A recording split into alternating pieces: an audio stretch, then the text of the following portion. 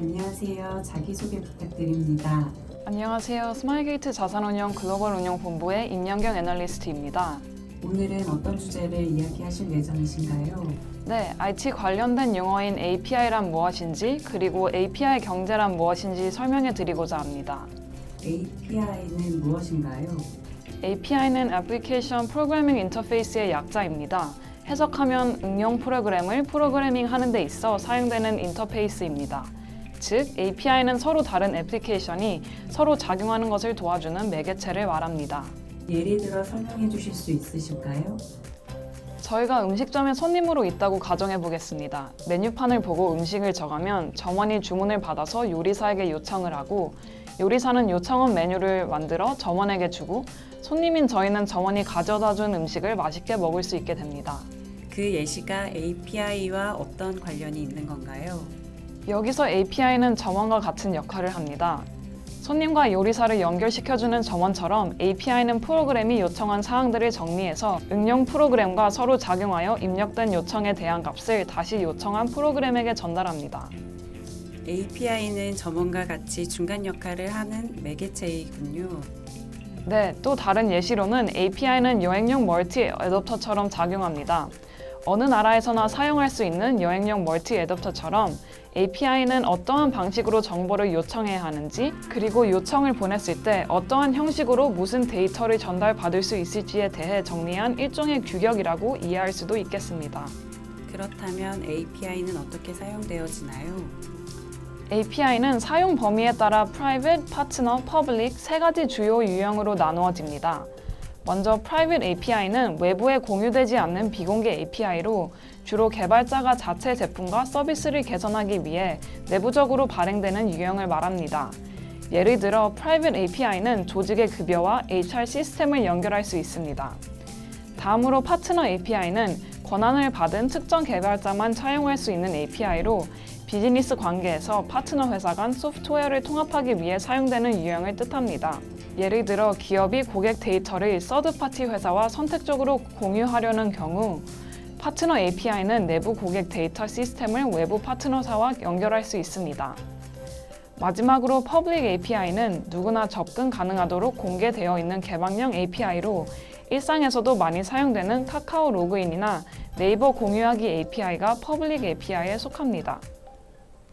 API를 사용하면 어떤 점이 좋은가요? API를 사용하면 여러 가지 이점들이 있습니다. 첫 번째로 개발 및 관리 효율을 높일 수 있습니다. 복잡한 기능을 새로 개발할 필요 없이 API를 통해 프로그램을 제작할 수 있게 되면서 개발 시간이 줄어들고 개발에 필요한 비용을 절약할 수 있게 됩니다. 두 번째로 API는 혁신적인 서비스 출시를 지원합니다. 다양한 오픈 API를 블록처럼 조합할 수 있어 신규 서비스 개발과 채널 확장이 용이해집니다. 세 번째로 변화에 유연한 대처가 가능합니다. 개발 프로세스를 간소화함에 따라 제품 개발부터 시장 판매까지 걸리는 시간인 타임 투 마켓이 최소화될 수 있습니다. 그렇다면 API를 활용하는 실제 사례를 듣고 싶습니다. 실제로 현재 대형 플랫폼 기업들은 API에 의존하여 앱을 구축하고 있습니다. 예를 들어 승차 공유 서비스인 우버는 지불 및 인프라와 같은 각각의 기능들을 외부 전문가에게 맡겨 핵심 역량인 운송 서비스에 집중할 수 있습니다. 우버는 AWS를 통해 고성능의 서버 인프라를 구축하고 있으며 구글 맵스를 활용하여 라이더와 운전자를 매칭시켜주고 있습니다. 또한 트윌리오에서 제공하는 메시지 서비스로 운전자가 도착했을 때 알림을 보내주고 있으며 샌드그리드의 이메일 서비스를 통해 승객에게 영수증을 보내고 있습니다. 그러면 우버는 자체 API는 없나요? 우버가 공개한 자체 API를 사용하는 다른 기업들도 있습니다. 우버는 현재 라이드, 드라이버 기업용 등 5개의 API를 구축하여 운행시간, 추정 요금 등 다양한 데이터를 제공합니다. 예를 들어 레스토랑 예약 서비스인 오픈테이블은 우버 API를 서비스에 탑재하여 앱 사용자가 식당 예약 시간에 맞게끔 우버를 요청할 수 있게 하였습니다. 표에서 보시는 것처럼 우버 API는 다양한 소셜 네트워킹 또는 메시징 서비스에 적용되고 있으며 앱 내 고객의 여행 경험을 한층 더 발전시킬 수 있게 됩니다.